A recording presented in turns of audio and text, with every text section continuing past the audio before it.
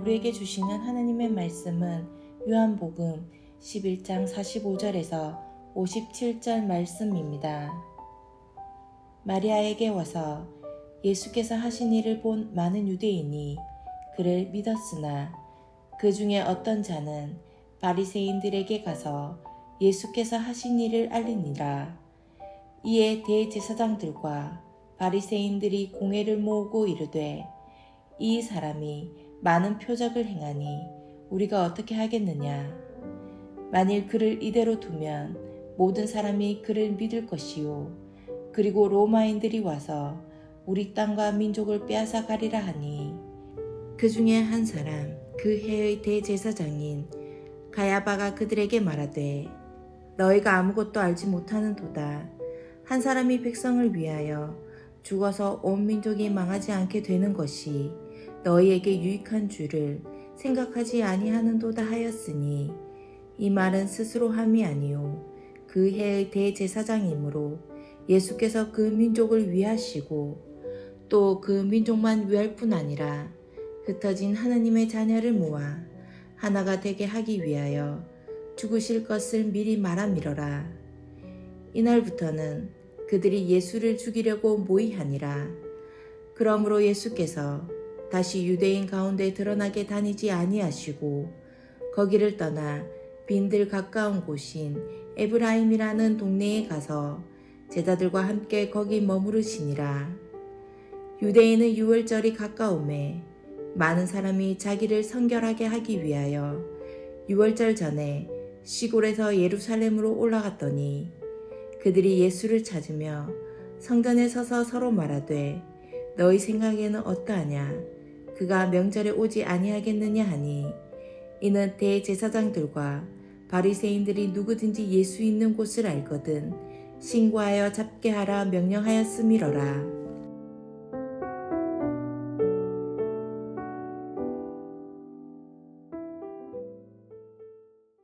드디어 요한복음 안에 예수님의 표적 7가지가 끝을 맺었습니다. 마지막 7번째 표적은 예수님께서 죽은 나사로를 살리시는 표적이었습니다. 요한복음은 1장부터 10장까지가 전반부이고 11장부터 21장까지가 후반부입니다. 그런데 이 후반부에서 우리가 보게 되는 것은 바로 죽은 나사로의 다시 부활하는 사건, 마지막 7번째 표적의 사건이 들어있는 것을 우리가 확인했습니다. 이제 11장부터 본격적으로 예수님께서 마지막 예루살렘 입성에 대한 이야기가 시작이 됩니다. 예수님의 마지막 한 주간의 이야기가 요한복음의 절반을 차지하게 되는 것입니다. 그 과정에서 이 표적을 보고 이스라엘 백성들이 어떻게 예수님을 보게 되었는가에 대한 2가지의 사건이 오늘 본문에 들어 있습니다. 한 가지는 어떤 사람들은 예수님의 죽은 나사로를 살리신 표적을 보고 예수 그리스도를 믿었다는 것에 있습니다. 11장 45절입니다.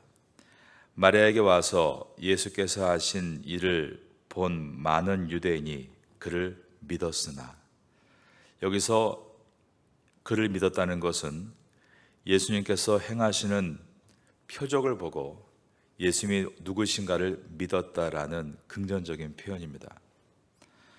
그러나 종교 지도자들은 예수님의 표적을 보고도 예수님이 누구신가를 바라보지 못하고 자기 생각에 매여서 결국 예수님을 죽이려고 모의하게 된다는 내용이 오늘 본문의 말씀입니다.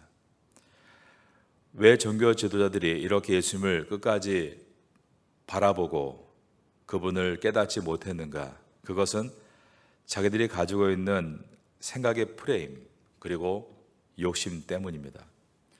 종교 지도자들이 하는 이야기를 들어보면 굉장히 나라를 위하는 것처럼 보이고 그들이 나라를 대표해서 이 나라를 반드시 살려보겠다는 어떤 목적을 가지고 있는 것처럼 보이지만 결국 그들은 자기의 방향대로 살아가려고 할 뿐 하나님의 뜻을 따르지 못하는 우매한 모습을 오늘 본문에서 보여줍니다. 이어지는 11장 46절을 보겠습니다. 46절과 47절입니다.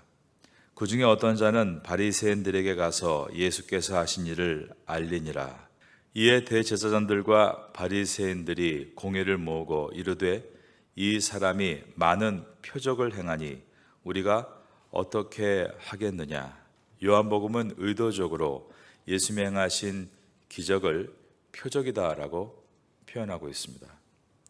표적은 우리가 많이 공부해 온 내용과 같이 헬라어로 세메이온, 즉 어떤 방향을 가리키고 있다는 뜻입니다. 여기에 많은 표적이라는 말을 통해 예수님께서 행하신 기적들은 요한복음에 등장하는 단 7가지의 기적뿐 아니라 셀 수 없는 수많은 기적이었다는 것을 우리가 알게 됩니다. 그래서 사도 요한도 요한복음 마지막에서 요한복음을 마칠 때 분명히 이 내용을 한번 짚고 넘어가게 됩니다. 21장 마지막 절에 있는 25절 말씀을 읽어드립니다. 예수께서 행하신 일이 이 외에도 많으니 만일 낱낱이 기록된다면 이 세상이라도 이 기록된 책을 두기에 부족할 줄 아노라.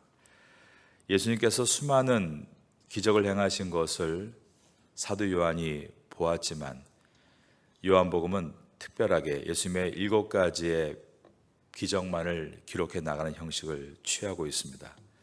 그리고 그것을 표적이다, 무언가를 가리키는 표지판이라고 표현하고 있는 것입니다.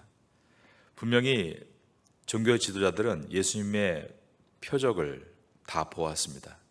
그렇다면 그들이 이 표적을 통해 이 모든 내용을 가리키는 것이 무엇인가를 깨달아야 했습니다. 하지만 그들은 이것을 깨닫는 것에 마음을 두는 것이 아니라 어떻게 해서든지 자기의 기득권을 지켜나가는 것에만 마음을 둡니다. 그들이 말한 명분은 이렇습니다. 만약에 예수가 이스라엘의 왕이 된다면 로마가 그것을 가만두지 않고 반드시 우리나라를 침략해서 나라와 민족을 빼앗으리라 라는 것이었습니다. 48절입니다. 만일 그를 이대로 두면 모든 사람이 그를 믿을 것이요 그리고 로마인들이 와서 우리 땅과 민족을 빼앗아 가리라 하니. 그들이 걱정하는 것은 예수가 왕이 된다면 이제 로마가 그 왕권을 가지려고 하는 이스라엘을 독립한다라고 오해하게 될 것이고, 그렇게 되면 우리나라를 침공해서 완전히 나라를 멸망시키고 민족은 흩어지게 될 것이다 라는 우려였습니다. 그러나 그들이 생각하는 것은 그런 민족을 위한 마음이 아니라 예수가 계속해서 기적을 행함으로 말미암아 많은 사람들의 관심이 예수께로 몰려가는 것이고, 그로 인해서 자기들의 기득권이 빼앗기는 것에 있었습니다. 이럴 때 그 해의 대제사장이었던 가야바가 아주 중요한 제안을 하게 되는데 그 내용이 49절부터입니다.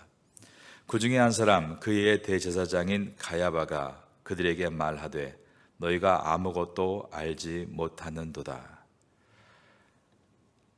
대제사장은 종신직입니다. 그런데 어느 때부턴가 이 대제사장의 자리는 로마의 권력이 지정해주는 자리가 되었고, 그러므로 그 해의 대제사장이라는 표현이 나오게 됩니다. 로마가 이스라엘을 억압하는 방법 중에 하나가 대제사장의 권력을 쥐고 바꾸는 것이 있었습니다. 하지만 이들은 쉽게 바뀌는 사람들이 아니었습니다. 그래서 대제사장 가야바의 장인어른인 안나스가 전직 대제사장으로 전체의 권력을 쥐고 있었고, 그의 사위였던 가야바가 그 해의 대제사장으로 있는, 결국 그들끼리 자기의 권력을 나눠 먹고 있는 상황이었습니다. 그러기에 예수님께서 마지막 날 붙잡으시고 처음에 안나스에게 끌려가 신문을 받게 된 이유는 안나스가 실질적인 실권자였고, 그리고 나서 가야바에게 가서 또 신문을 받으신 이유는 가야바가 그 해의 대제사장이었기 때문입니다. 이처럼 추악하고 지저분한 권력 속에 이제 예수님께서 끌려가시게 됩니다. 대제사장 가야바는 아주 똑똑한 말을 합니다. 한 사람이 죽어서 우리 민족이 살 수 있다면 그를 죽여야 한다라는 말을 한 것입니다. 50절입니다. 한 사람이 백성을 위하여 죽어서 온 민족이 망하지 않게 되는 것이 너에게 유익한 줄을 생각하지 아니하는도다 하였으니. 이렇게 말하는 것은 이제 예수님께서 앞으로 십자가에 달려 죽으실 날이 멀지 않았다는 것을 우리에게 암시해 줍니다. 결국 이들의 계략에 따라 예수님은 빌라도 법정에 서시게 되고, 그리고 그날 아침에 채찍에 맞고 십자가에 달리시고 오후 3시경에 운명하심으로 주님의 놀라운 구원이 완성이 되는 날을 맞게 됩니다. 그러면 이 모든 것이 사람의 머리에서 나온 것인가? 예수님은 수동적으로 인간에 의해서 십자가에 못 박히신 것인가?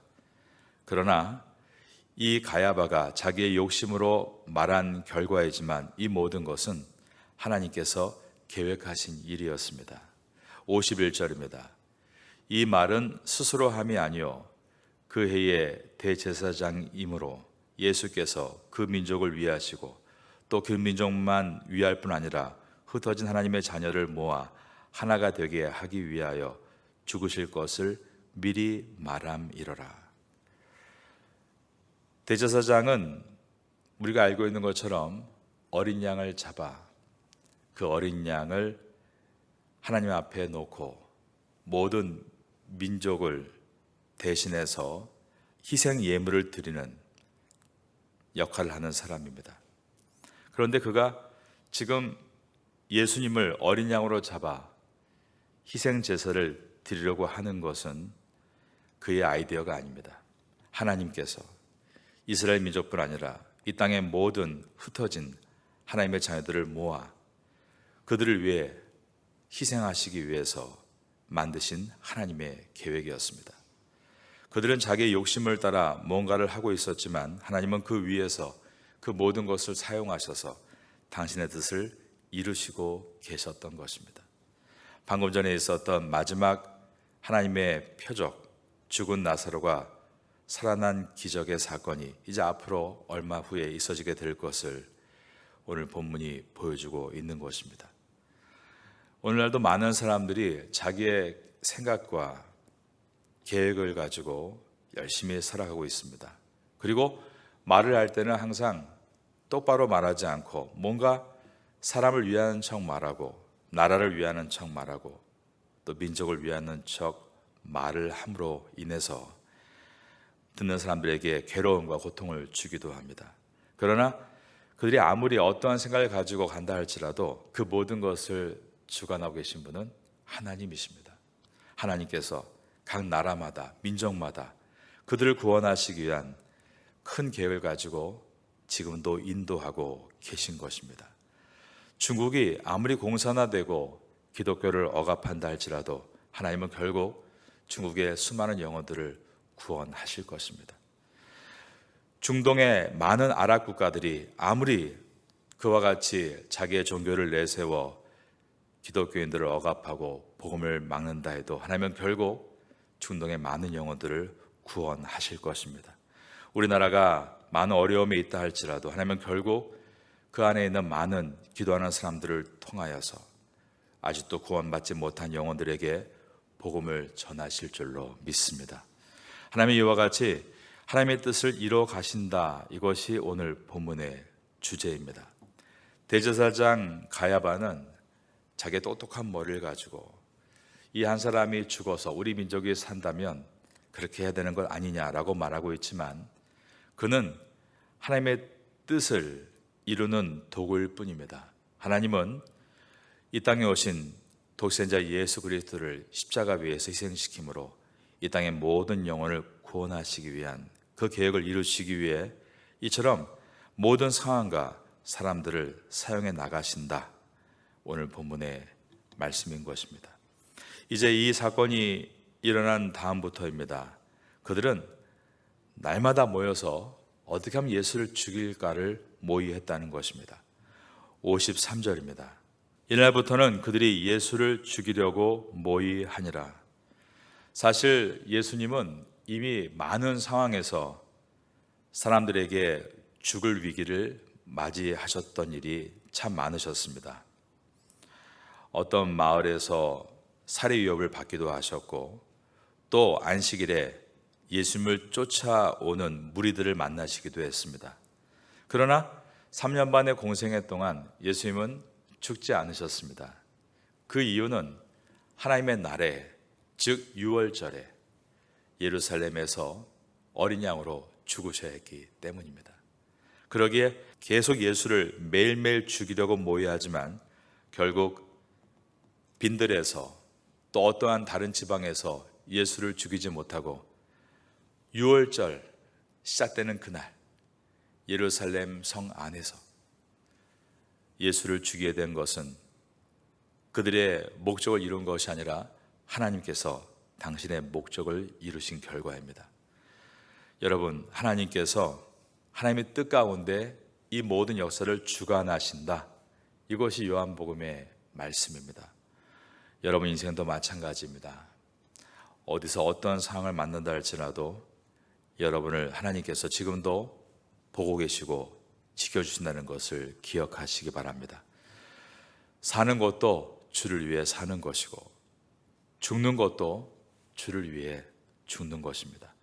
아직 사명이 있으면 결코 죽지 않습니다. 만일 우리가 사명을 다했다면 죽어도 감사한 일입니다. 하지만 여러분, 미리 죽겠다라고 말하지 마십시오. 아직 저와 여러분은 할 일이 참 많이 남아 있습니다.